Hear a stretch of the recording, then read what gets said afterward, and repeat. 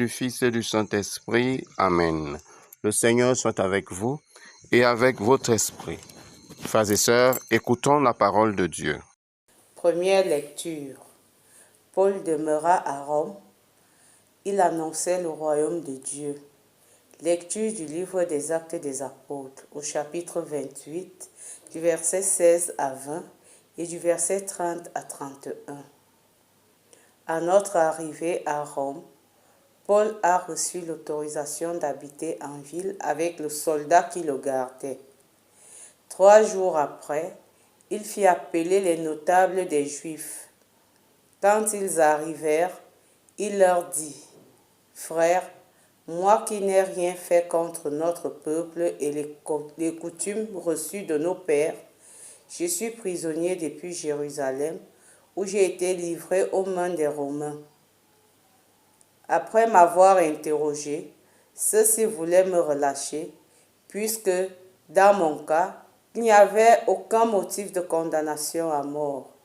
Mais, devant l'opposition des Juifs, j'ai été obligé de faire appel à l'empereur, sans vouloir pour autant accuser ma nation.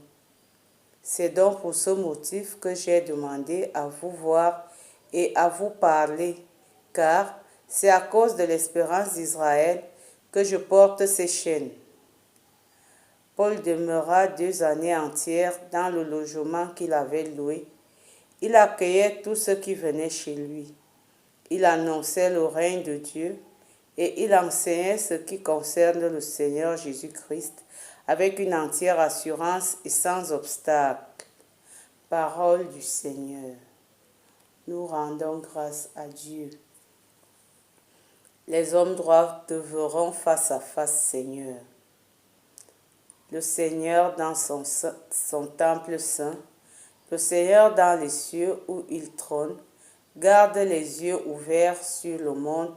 Il voit, il scrute les hommes. Les hommes droits te verront face à face, Seigneur. Le Seigneur a scruté le juste et le méchant, l'ami de la violence. Il le hait.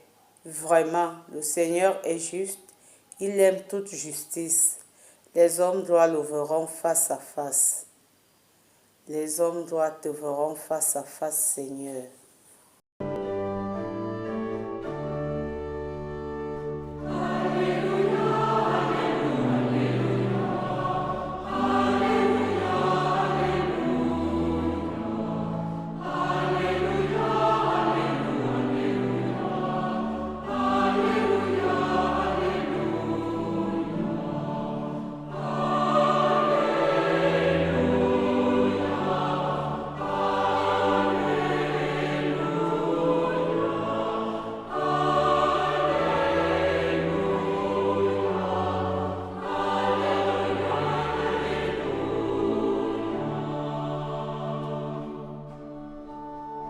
Je vous enverrai l'Esprit de vérité, dit le Seigneur.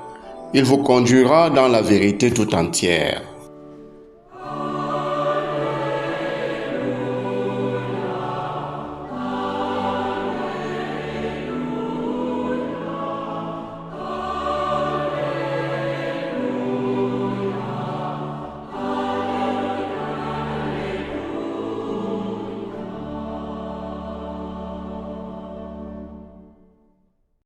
Le Seigneur soit avec vous et avec votre esprit.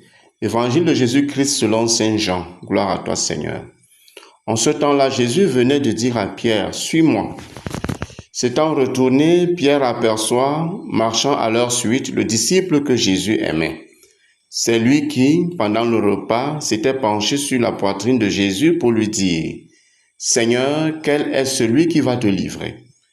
Pierre, voyant donc ce disciple, dit à Jésus, « Et lui, Seigneur, que lui arrivera-t-il » Jésus lui répond, « Si je veux qu'il demeure jusqu'à ce que je vienne, que t'importe, toi, suis-moi. » Le bruit courut donc parmi les frères que ce disciple ne mourrait pas.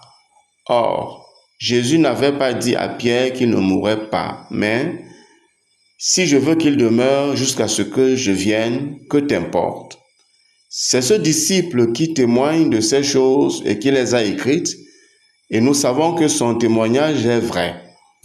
Il y a encore beaucoup d'autres choses que Jésus a faites, et s'il fallait écrire chacune d'elles, je pense que le monde entier ne suffirait pas pour contenir les livres que l'on écrirait. Acclamons la parole de Dieu. Louange à toi, Seigneur Jésus-Christ. Frères et sœurs bien-aimés, loué soit le Seigneur Jésus-Christ. On peut dire que c'est une grâce et une bénédiction de savoir se préoccuper que des choses essentielles, surtout lorsqu'elles concernent notre marche à la suite du Christ, et de faire attention à ne pas perdre son temps et ses énergies pour des choses qui ne nous avancent ni dans notre relation avec le Seigneur, ni dans notre mission, ni dans nos différentes obligations et activités. Car lorsque nous nous lançons sur des choses qui ne nous avancent pas, nous tombons forcément dans les ragots, les jalousies, les convoitises, pour atterrir dans diverses formes de coups bas, devenant ainsi des loups au milieu des agneaux. Elle est bien importante, la question que le Seigneur Jésus-Christ pose à Pierre, après que ce dernier lui ait demandé de révéler le destin de l'autre disciple. Voici la question que Jésus pose à Pierre. Si je veux qu'il demeure jusqu'à ce que je vienne, que t'importe? Toi, suis-moi. Jean chapitre 21, verset 22. Cette question nous montre ce que le Seigneur attend de nous et ce qu'il n'attend pas de nous. Il attend de nous que nous nous mettions à sa suite et que nous nous concentrions à cela.